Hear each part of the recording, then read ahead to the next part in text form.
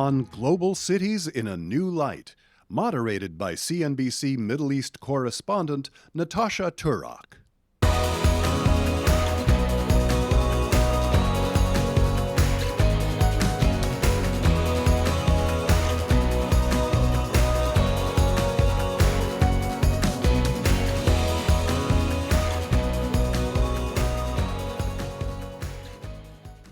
Hello, everyone, and welcome. Thank you so much for being here.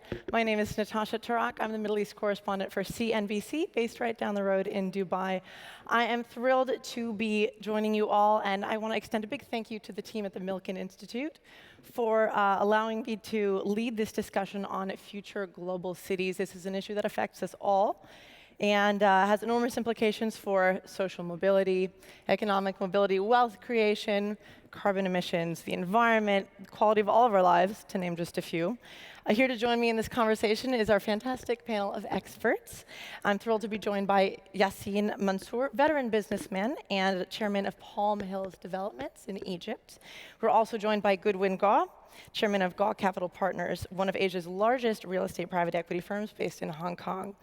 Also with us, we're very fortunate to be joined by Ambassador Eric Garcetti, U.S. Ambassador to India and the former mayor of Los Angeles. And last but certainly not least, Nikhil Goel, Chief Commercial Officer at Archer Aviation, an Uber spinoff that is pushing the boundaries of urban mobility and developing electric air taxis. Now I'm going to let Nikhil kick us off with a video about the latest developments happening over at Archer and what we have to look forward to in the world of emerging urban aviation technology. Thank you, Natasha. My name is Nikhil Goel, Chief Commercial Officer of Archer. We build electric air taxis, which will hopefully launch right here in Abu Dhabi, first in the world, as soon as the end of next year. There's a video that will show you more about the technology that we're building. Urban congestion isn't sustainable. This leaves the average American stuck in traffic for dozens of hours per year. To combat that challenge, we built Midnight.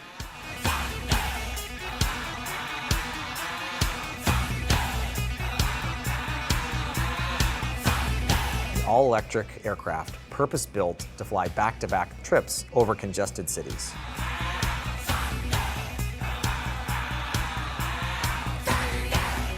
Midnight takes off vertically like a helicopter, then its propellers transition down to fly like an airplane. It's designed to be piloted and carry 4 passengers and can travel at speeds up to 150 miles per hour. Since 2018, we've made an incredible amount of progress to bringing the Midnight aircraft to market. Our nearly 1,000-person team has designed, built, and tested the key enabling technologies to bring electric aviation to market. This has enabled us to raise nearly $1.5 billion to date. However, our goal is the same since day one: to get to commercial launch.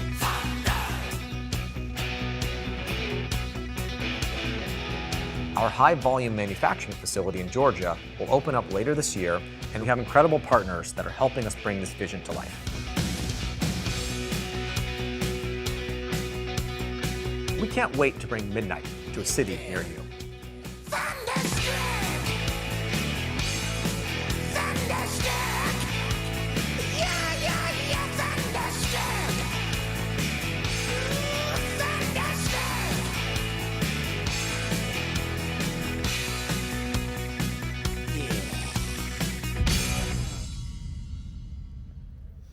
All right, that was cool. Thanks. Thank you for that. Now, I have to say, on a personal level, I'm very excited for flying cars. I'm a big fan of Back to the Future. It's my favorite movie trilogy, and the first film came out in 1985, and it told us that we would have flying cars by 2015. Now we didn't, but I want to kick off by asking you, where are you now with Archer in terms of regulatory approval? Obviously, this is going to vary across the world depending on where you're trying to launch, but how close is Archer to launching its first operation? Yeah, it's a great question. You know, we've been working on this for over 10 years. I actually started working on this at Uber more than 10 years ago, where we first painted out the vision for bringing flying cars to cities. At Archer, the technology is done. We've raised over $1.5 billion to make it possible. And we've carved out a very unique regulatory pathway right here in the UAE, where we expect to be the first in the world to launch here in the UAE, and then subsequently launch in the United States, where we're on the final stages of FAA approval as well. And so the regulators all over the globe, I think, have been very supportive in making sure that the pathway is, as efficient as it can be, of course keeping in mind that we need to launch safely. Absolutely, and I know that you recently struck a deal with the Abu Dhabi Investment Office. Talk about how the regulatory environment in the Gulf and in the UAE has been more sort of permissive for you to do what you're trying to do. Absolutely. Well, as Mayor Garcetti may attest, some cities in the world, when we go present and say, hey, we want to bring electric air taxis here, they'll start listing off all the problems and say, well, what are you going to do about equality, and how are you going to zone the takeoff and landing locations, et cetera, et cetera, et cetera. When I come out to the Middle East, the reaction is the exact opposite. It's, what can we do to help? How fast can we get it here? What do you need? And that has universally been the reaction here in the UAE, especially here in Abu Dhabi. Just yesterday, we were with His Highness Sheikh Hamdan, and he brought together all of the institutions across the country, both public and private, and said, hey, we're going to put together a consortium of public and private partners to help you launch here, whatever you need, financially, infrastructure-wise, all of the big aviation players. And that's why I can say with confidence that we're on the right glide path to be able to launch here very quickly. Okay, very exciting. I want to move to Ambassador Garcetti. Now you're in your current home of New Delhi, very different from Los Angeles, and your role is very different from that of mayor, but you were mayor of LA for 9 years, 2013 to 2022, certainly no easy feat. You had dealt with the pandemic, you dealt with the Black Lives Matter movement, huge amounts of change. You also won the hosting the next Olympics for Los Angeles. But I'm curious, what are some of the challenges that you see that are similar between LA and New Delhi? Well, great to be with friends, old and new, and thank you, Natasha, for hosting us and everybody for coming. Cities are cities are cities, and I think they've been cities for longer than we imagine. We kind of think that cities, especially in their new incarnations, are brand new. But you go to a place like New Delhi, and there's Old Delhi, a place that has such rich history. It's been capital many times over. It's been built and rebuilt. In fact, in India, you can go, usually 20 layers down in most cities and literally see human civilization and history laid out like so many places that in Los Angeles you probably wouldn't find as much. But I also, as mayor, I was chair of a group called C40, which is a group of the 100 largest cities' mayors, working on climate change, energy, and resilience. And one thing we used to say to each other is, good mayors borrow, great mayors steal. The ideas that cities have between them has maybe never moved as quickly as it does today. And so in a place like New Delhi, which struggles with all sorts of challenges, a 20 million person metropolitan area, LA is about 17 million, so roughly the same size. I grew up in Los Angeles that had the worst air in America, but cleaned that up by 90%. Now I'm in the city that has the worst air in the world. People who have to work outside New Delhi have an estimated 10 years of their life less than if they didn't live there or work inside with filtered air. Cities, I think it was Aristotle who wrote in Politics years ago that cities came into being to preserve life. So in other words, people came to cities to be protected and safe. But the second half of what he wrote is, but they exist for the good life. And I think what you have up here is a panel and an audience and citizens, that word comes from the same root as city itself, who are trying to define what the good life means. And that's the same from New Delhi to Los Angeles. How can we get off our phones in this technology era and build out the physical spaces that build community? Because people don't go to churches and mosques and temples as much as they did, actually dramatically less. They don't join associations as much. We don't have the interactions with people we don't know, and so we're self-segregating in cities. Cities that are there because they're exciting and they bring us together. We narrate very segregated experiences at only certain kinds of restaurants, certain kinds of people, certain neighborhoods, and we say we know our cities, when in fact one of the great gifts of being mayor is you crisscross all classes, all neighborhoods, all ethnicities and religions, and have to create a story within that. And so I think the challenge for cities today is, and going back a little bit to the Greek, is the same word for politics is polis, which means city, the Greek word for city. So how do we engage in politics, not as this dirty word that suddenly it's become globally? Throw the incumbents out, hate whoever's there, ADD of politics, and by the way, I voted so you fix all my problems. Whereas the old vision of a citizen was we each have a responsibility, we have an obligation to engage in building a city and the spaces that will bring people together and raise the quality of life, the experiences of life, the health of its people up. And in some ways we learned a lot of lessons through something like the pandemic, in which national governments moved incredibly slowly. But when I put on my second Zoom call ever all those mayors from C40 together, and we had the late mayor of Seoul talking about drive-through testing, and the mayor of Milan talking about spaces in hospitals to have less people die, and when that was the peak early on, if you remember, in northern Italy. And within days, mayors around the world were implementing the best practices. Prime ministers and presidents took months to even get on the phone with each other, let alone move on that.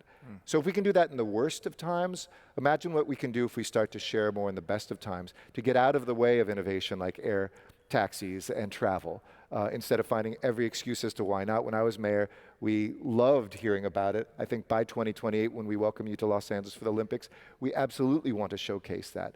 And we don't come to teach and preach, but to listen and learn. What can I learn from Abu Dhabi and steal and take back to LA? What can you do the next time you're in Los Angeles and steal and take to your city? That pace of change needs to come. That content needs to be continuous. And I think it's what links even disparate seeming cities like New Delhi and LA together. Thank you so much. And I just want to move to Goodwin. Now, Gaw Capital oversees just over $35 billion in assets under management, correct? And you have a huge portfolio across Asia and much of the rest of the world, including in the US. I wanted to ask you, what do you look for in terms of the urban infrastructure and the assets you invest in? What are key metrics that you look for that makes for a promising investment in terms of sustainability, technology, access, mobility, et cetera? I think the way we look for it's the word nostalgia, right? How can we find projects that actually have a history, have a soul in particular, right? Because if you can find broken projects that actually have a history, have a soul, that patina of time that cannot be recreated overnight, if you can find that, then there's a story to tell, because a story needs to be authentic, right? To tell that authentic story, you need nostalgia. So we tend to gravitate towards historical projects, but usually historical projects in a broken community where we can use that historical project and how we redevelop it instead of sending that to landfill. We say, because we tend to specialize in taking on white elephants, as they call it. I love it when the press said, this guy is taking on a white elephant project, because when Hollywood Roosevelt in LA, it was termed a white elephant, right? I was an idiot at 27 to do that project. And that obviously, Eric was a Hollywood district councilman back then. This is a long time back. We know each other for a long time. Just a couple of years ago. A couple of years ago. Exactly, just 3 years ago. Look at it. But so when you fast forward that, I think one project we did in Hong Kong, I feel it can be learned and borrow and steal in other places is Hong Kong is a highly densified city. So we actually bought 27 of these shopping centers that were built by the government as subsidized housing projects. They privatized the shopping podiums to private developers who then just keep raising the rent to hit their numbers. Instead, we bought 27 of those malls, and we looked at it and said, these malls serve about 1 million out of 7.5 million people in Hong Kong. And these are all separate communities. How do we actually bring love back to these communities? If you can bring love back, you have a community that will actually be stitched together, united. So one thing we did, we renovated a bunch of these sports courts on these rooftop of these shopping centers.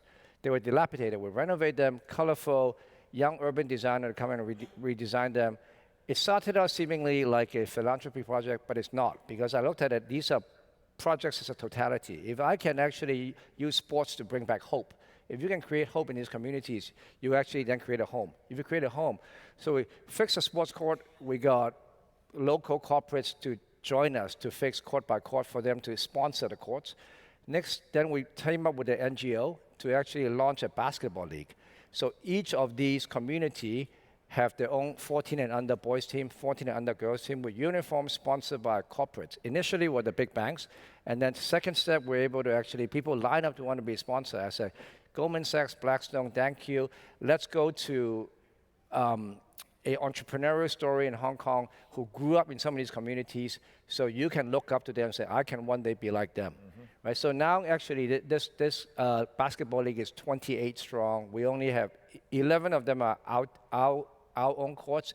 The other communities renovating the courts to do this. So all of a sudden you create community spirit, that becomes a home, and that becomes a real community with a soul. I love that. That grassroots community spirit is so crucial, and I think in so many cities we don't have that. When it's organic and authentic, right? It can propagate. on its own. Exactly, where people want to come bring their families and stay for generations. And talking about communities, and brings me to the question of how do you create a community from nothing? And that sounds like what you are endeavoring to do, Yassine, with Badia, which is a new city that you are endeavoring to build in Egypt. Could you tell us a bit about Badia and why it's needed? Sure. Badia is a city. It's to the west of Cairo. It's about 15 minutes away from the pyramids. It's 12.6 million square meters. It's one of the largest cities. And again, we were faced with many questions. One was, how do you develop, how do you create communities? And the idea was, there is always a problem when you're developing these sizes. Do people move in first or amenities are first? Mm-hmm. And we designed something what we call 5, 10, 15, which is all your daily needs are within 5 minutes walk or bike. All your weekly needs are within 10 minutes walking or biking. All your monthly needs are within 15 minutes. So basically, it reduces the cost on the developer, but at the same time, it creates the community. And then we thought of really encouraging walkability. In this city, we have around 250 kilometers of walkability and cycling tracks. And the idea there is to improve the quality of life for the people living. And then we moved on to sustainability, to the IT, what's happening in the world. And then we took it step by step. On sustainability, we used a company called Dries & Sommers from Germany. And basically we said, we kept going back and forth. We took about a year and a half designing. And we thought, okay, we will do sustainability. As you know, the average income in Egypt is low. So we had to look at sustainability in a way that reduces the cost to people. And our promise to our clients was 30% reduction in their cost. I can mention few. I can take hours to say what we've done. But for instance, under each building, apartment building, we use gray water as flush water. It's recycled, goes back as flush, which reduces water consumption by roughly 27% per household. We use renewable as energy. We have within the project about 160 courtyards. Mm-hmm. And in these courtyards, we've done simulations in a way that create air corridors to reduce the temperature by 3 degrees centigrade, which is compared to the land next to it, which reduces the consumption of air conditioning and so forth. And then we use AI and technology on everything from infrastructure. We use a swale system. In Egypt, it doesn't really rain a lot, for example, but when it rains, sometimes it really pours and it completely floods. So we use swales that take the average topography of the land to create a nice view, but to reduce the infrastructure cost in the sewage pipes that we use. These are among the things that we do. All the facility management is done through what we call NOC. We have a central place where everything from security to garbage collection to availability of parking spots for the cars, just to reduce, the burning of gasoline and so forth. So, for example, we have sensors on the garbage chutes, so it gives the NOC a message saying, we surpassed 50, you come and collect the garbage. Instead of the car, these cars keep moving around in the city. So we've done a lot of these measures, and we think we can even surpass the target of 30% reduction, hopefully going up to maybe 35% reduction in the monthly OPEX of the people that are living in the city. And by doing this 6+1, so 6 districts with one core that happens at the end, which has all the big malls and what have you. We figured that in this city there will be close to 270,000 people living. 270,000. 270,000, and about 140,000 people working within that city. And Egypt really has done a very good model in that in a lot of countries they use these remote places to do cities for low-income housing, which ends up, it doesn't solve the problem of the overcrowded city. Like Cairo. Cairo is 22, 23 million people. I think it depends when the question was asked. We're growing by the second. So I feel, going to these cities, there you have the high end, the medium end, and the low end. It's a complete city. But we found that in a lot of cases, the people that decide where the offices will be are the C-suites. The CEO or the owner of the business, he usually wants the business to be, it's not 100% democracy. He wants the business to be next to his home. So basically there, what happens is when people live there, they don't move out. Their work is there, everything is there, so they reduce the crowdness within a city like Cairo. Mm-hmm. And now Egypt has, unfortunately, a storied history of white elephant cities and projects. Cairo's new administrative capital has gotten a lot of criticism for being just that. A lot of money, a lot of waste, a lot of environmental impact. How do you really ensure that a new city doesn't become another white elephant in a place like Egypt? Sure, because we as private sector, we grow organically. It's not, we grow as people want us to grow. As clients move on, we have today, we've delivered about 2,000 units so far, from a total of 60,000 to 65,000 units. And of the 2,000, almost 60% are already inhabited. Mm-hmm. So life keeps going. And we have in Cairo other examples of cities that have grown, but have grown organically.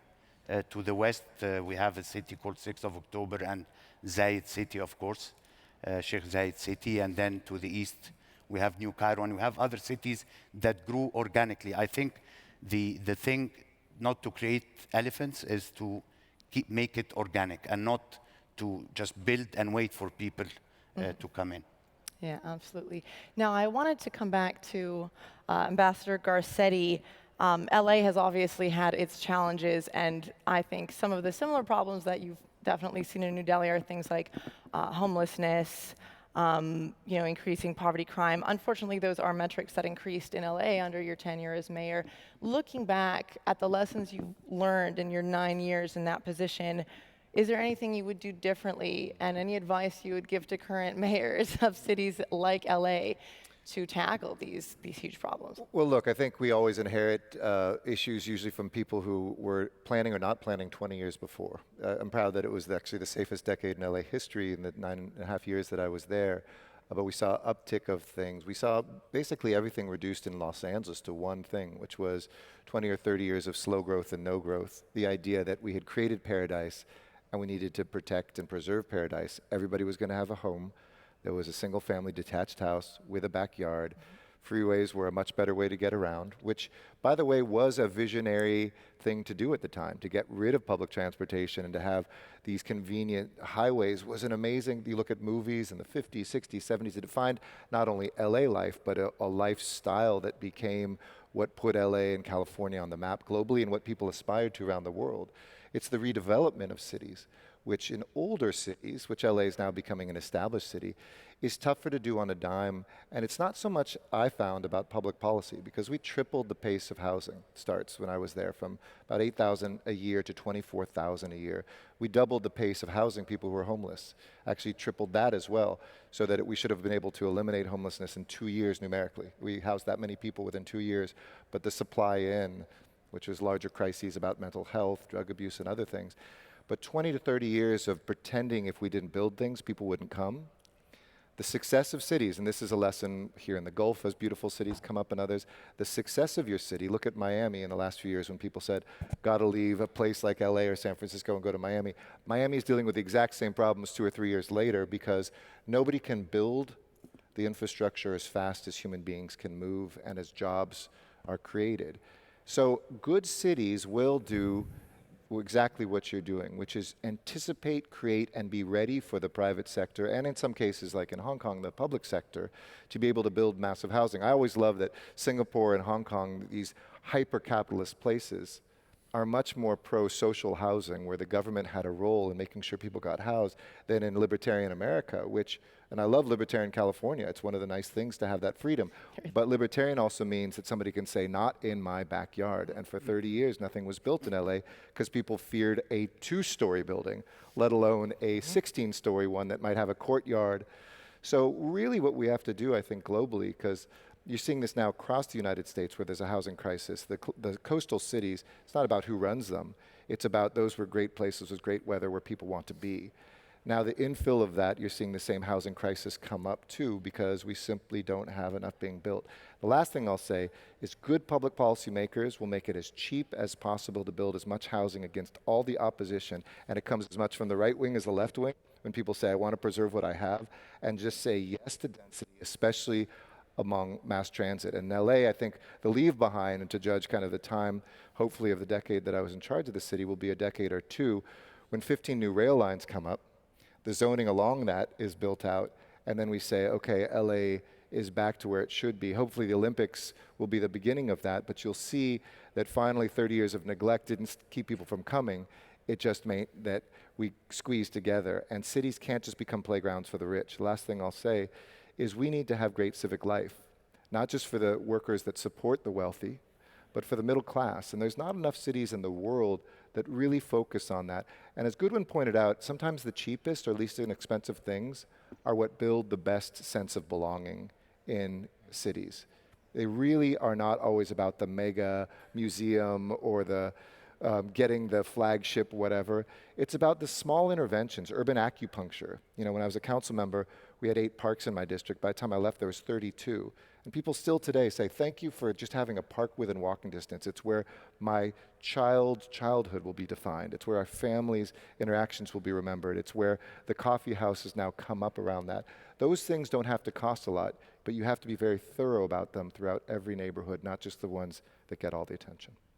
Thank you. And I wanted to also ask you, Goodwin, so across your portfolio, there's a lot of real estate dedicated to data center projects. Now, this is something that is increasingly important and in demand as AI demands increase, and they're also very, very energy consuming.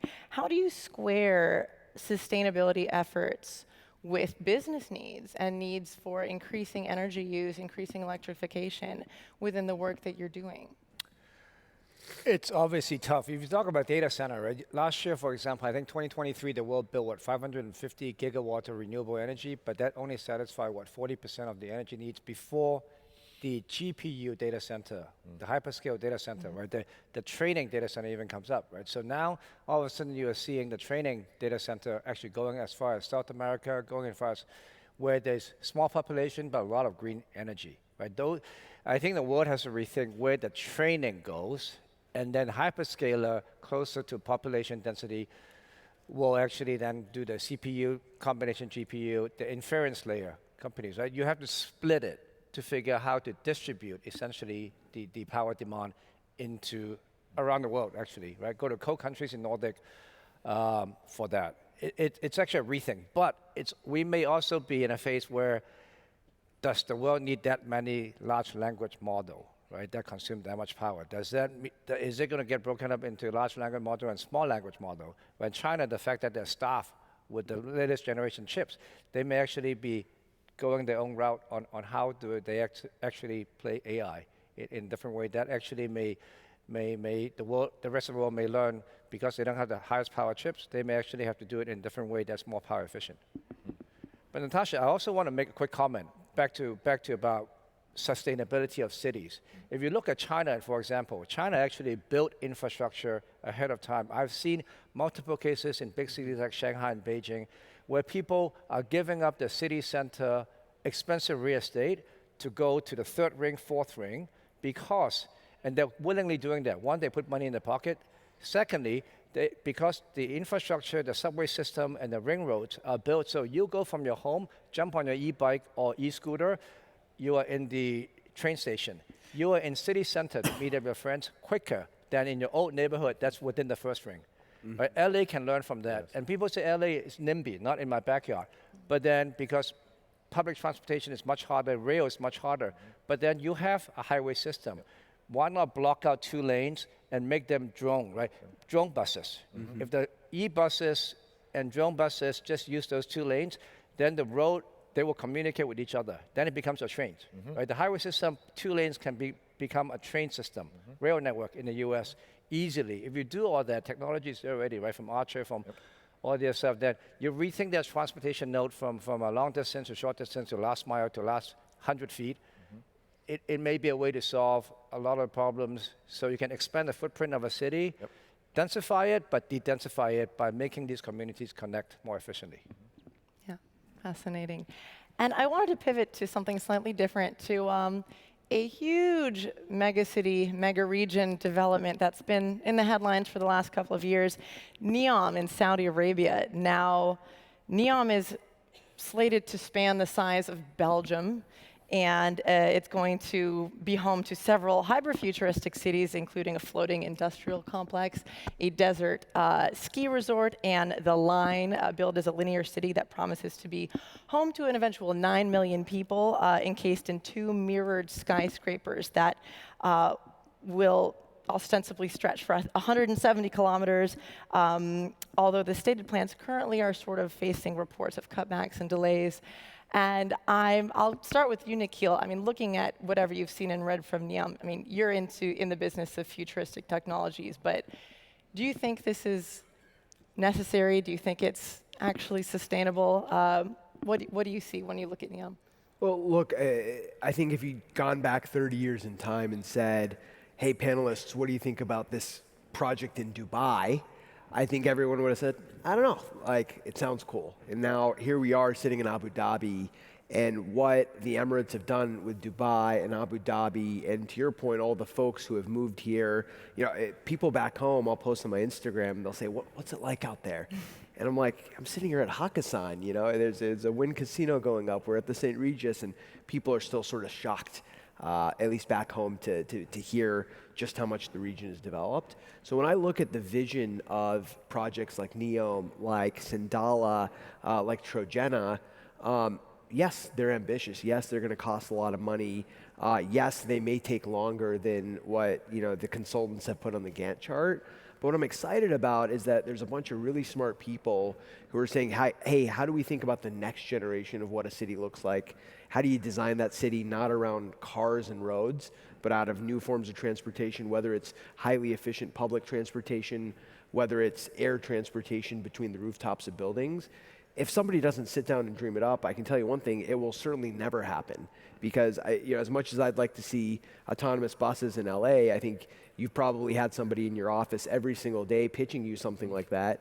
And there was you or the DOT or somebody with the list of all the reasons why that's going to be really, really hard and really, really expensive. And so to some degree, it's sometimes easier to start from scratch and say, let's go build something the right way. So I'm excited that people are trying, and we at Archer at least are very happy to be a part of it. Okay, well, it does sound like there will be some opportunities for Archer there. Eric, what do you think when you look at NEOM? I'm a cities junkie. I love cities. So, the ambition, I love ambition, and I love cities. And I think, you could look at a NEOM. We were talking a little bit backstage. There's this great book called The History of Future Cities that looks at Shanghai, Dubai, Mumbai, and St. Petersburg, all of which were created from nothing, overnight almost, by the vision of somebody. So I don't think we'll know until history actually moves forward what will be created. There's no question we need more space for human beings to live in. We need models that are brand new, and NEOM could be one of those. We need those that are well-tended, that have existed, like a Barcelona with the super block that has just taken a city, and even as it faces the challenges of growth and things, has managed, I think, to do a pretty darn good job of creating a livable city and a community within a community. And also then cities like a Detroit, which kind of failed and people moved out of, and then become these dynamic places where people buy up homes for $5,000 and bring house musicians in and create a whole scene, and people can kind of reimagine in an old city that has quote unquote failed a new success. So I think you have to be very nimble across the board of how you do these things. And you'd be surprised what risks people will take. I talked a lot about NIMBYism in LA. I think it is a great idea. Bus-only lanes was something I snuck in a lot of during the pandemic because nobody was driving, so I just repainted them all, and now they're there. And we in California, to pass a new tax, need a 2/3 vote which is almost impossible. People see California as liberal, but it's a very conservative fiscal state in that sense. And I always joke, a third of people wake up against sunshine. I mean, to get a 2/3 vote is very difficult. But when I put forward a permanent 1% tax for the next 30 years, actually doesn't sunset at all, that was the largest in American history times 2. We got a 75% vote of people saying, please let me pay out of pocket for something I probably won't ride the last line, but my children will. So I do think people love cities. Underneath, when people are frustrated with a city, short of those who move out, there's a certain patriotism about that city. The Dodgers just won the World Series. I love LA. I want it to come back how I remembered it. So people will, if you give them the chance and you tell them they have to play a role, not be passive citizens, but active citizens, to be actually engaged in that, whether it's claiming a lost city, whether it's managing an ongoing city, or building a new one. Now, Goodwin, I want to get your thoughts on NEOM. Is this something that you would invest in? I'm an architecture fan. We build stuff. I'm a civil engineering by training. I think it's audacious. I think it's neat. I think it's a great marketing move, right? I mean, the world, it gets everyone talking. Everyone's talking about it. The fact that everyone's talking about it achieved the first goal of putting on the map. People are talking about it. People are talking about Saudi Arabia, audacious project like that. But each of these projects, that's going to take so long to build. It's going to evolve in its own way. It's going to take on a life of its own. Part of it is going to work. Part of it is not going to work. They're going to say, oh, it's not going to be 170 kilometers of linear city because the transportation within this long line doesn't quite work, right? It will evolve. But as a first off, it does its job. It put it on the map. It put the country on the map about being progressive, about being forward-thinking, about willing to experiment, right? So I think it has done the first job. And then the next people, the occupier, the communities will then dictate how it should be evolved, how it should be built. And Yassine, what do you think, given your experience doing something I somewhat similar? Hold on as well. Yeah, I think again it's part of branding of the state itself, of the country. When you do these very advanced technological development, it's part of placing your country as far as branding is concerned. Now, again, we go back to the point of you have to grow organically. Rather, you cannot force people to move. You have to go bit by bit. If you try to push it, at the end of the day, real estate business is the mother of all business. I mean, it's the oldest thing it's the oldest business in the world, and it will always continue. Even if you're doing a data center, you have to develop on land. So going back, I think if it's done organically, I think it will happen. But as private sector, the most important thing when you're developing is cash flow, to be able to manage your cash flow. You cannot build, and then wait for the return later on. It becomes a little bit more difficult. I guess countries can do that, but they have to do it in a way that it doesn't affect what the countries should really be doing to start with. And of course, the question of sustainability, it is billed as, the line, for instance, will be this sustainable city that will use all of its energy from renewable sources. But at the moment, I mean, just for one stat, one Saudi minister said that currently NEOM's construction is using 1/5 of the world's steel supply. There are experts who have estimated that the project could contribute as much as 1.8 gigatons of carbon dioxide emissions. So I think squaring sustainability goals with the actual immediate term needs of construction is going to be something that we're going to have to be watching. Now, we've got just under 5 minutes left. I want to ask you all, one at a time, this is sort of perennial question of how do you address the affordability challenge of cities? Everywhere you go, cities are more and more expensive. So many modern cities are crippled by housing shortages and infrastructure strain that lead to higher costs and lower standards of living. So I'll start with Yassine, and then we'll come back down the line. How do we address these challenges? I think basically this has to be addressed through both public and private sector, moving into building more towards low-income housing. The government has to subsidize these developers in a way or another. In a lot of countries, they've done it in a way whereby they fix the selling price, and the developers, they go and compete on, how much can they build for and how profitable can they become. I think this is a question that is everywhere, exists. I've worked a part of my life as to build on an NGO basis, low-income housing. And basically, the challenge with it is in a lot of cities, they want to move them outside. And the problem is you'll find at the end that the people that are working, they don't have the transportation cost. So they want to build where they are. We found a partial, there are these like, what do you call them, like the Ashanti cities or the, like huts being built. So we grow vertical and we make the people live in the same area. It's very important when you're going to low-income housing to get these people closer to where they work. You cannot take them out 80 kilometers out of the city and put them. They will just sell these homes and come back in the city because they cannot afford the commute. A good one. What do you think? Yeah, I mean, absolutely. You have to build the transportation first, right? You build the transportation, then you actually, it has to be public-private because the public side will have to build the transportation so you can create cheap land. Once you create cheap land, the private sector will be willing to innovate. And innovate means sometimes understanding what's the lowest denominator of the local labor skill set. And the architect has to design to build these housing utilizing the lowest denominator or the lowest level of skill set locally, including sourcing all the local materials so you reduce carbon footprint, reduce transportation costs, cheaply as possible. Cheap doesn't mean cheap is going to be different in every region, every city, every culture, every country, right? Because your material sources are different and the labor skill set is different. So that's really, the private sector has to figure out how to build it as cheap as possible, knowing what they know at the economic constraint, and then the public side have to actually do their part to supply cheap land.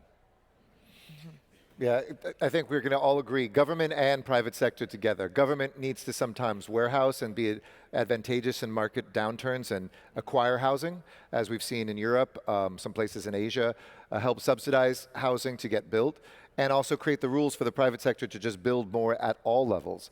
We can't rely on building booms and crashes. It has to be steady because jobs often grow. You know, it's ironic about homelessness. When the economy goes up, homelessness goes up in our cities because more people rush in with jobs. And if the wealthy housing, suddenly wealthy people are in middle-class housing, middle-class folks are in working-class housing is in the last thing available, and those people that were there are on the streets. So you have to really not be ideological. You have to, if you are a free marketeer, look at the role of government, and if you're somebody who thinks government can solve everything, you have to make it easier for the private sector. Agreed. You know, the New York Times in 2017 published an article where they coined the term Marchetti's constant. And this was the notion that for every new form of transportation energy that's been invented, whether it was the locomotive engine or the car ICE or now the electric engine, commutes have always sort of gravitated towards about 30 minutes. And so what I'm excited about is newer, faster ways to get to and from work. 15 minutes. Because what that allows you to do is live further away from where you work. I mean, it breaks my heart every sort of city I go to, how commute times are just increasing year over year. And you know, the average Angelino spends, 500 hours stuck in a car. I think in New Delhi and Mumbai, it's almost 1,000. And so if you can reduce the amount of time it takes for you to get to work, you get all that time back to spend either more time at work or ideally more time with your family. And so to me, that's the biggest opportunity. And I think any of these new forms of transportation we talked about, I'm biased, but air transportation within cities, hopefully can unlock that over the next decade. Yeah, well, inshallah, as we say in this Inshallah. region. Inshallah. Thank you so much. Let's hear a warm thank you for our excellent panelists. And a big thank you as well to the team at Milken for bringing us all together. Thank you for this great chat. Thank you. Thank you. Excellent. Please remain seated as we set the stage for the next session.